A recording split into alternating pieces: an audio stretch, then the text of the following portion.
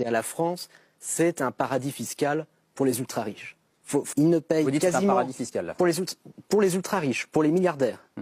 Pas un paradis fiscal en général, on a un taux de prélèvement obligatoire, plus de 50% du revenu national, mais les milliardaires ne payent quasiment aucun impôt sur le revenu parce qu'ils peuvent se payer des dividendes qui gardent dans leur société holding, donc ils ne sont pas soumis à l'impôt sur le revenu des personnes physiques.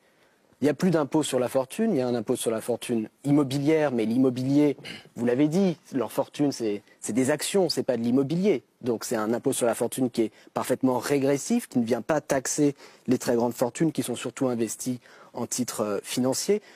C'est vrai que même quand l'ISF existait, il exonérait les très grandes fortunes, les milliardaires, Bernard Arnault et autres ne le payaient pas. Et donc on est dans une situation où si vous regardez les taux effectifs d'imposition pour les très grandes fortunes françaises, les 380 ménages aux revenus les plus élevés, donc le 0,001% du haut de la distribution, leur taux effectif d'impôt sur le revenu, c'est de l'ordre de 2%.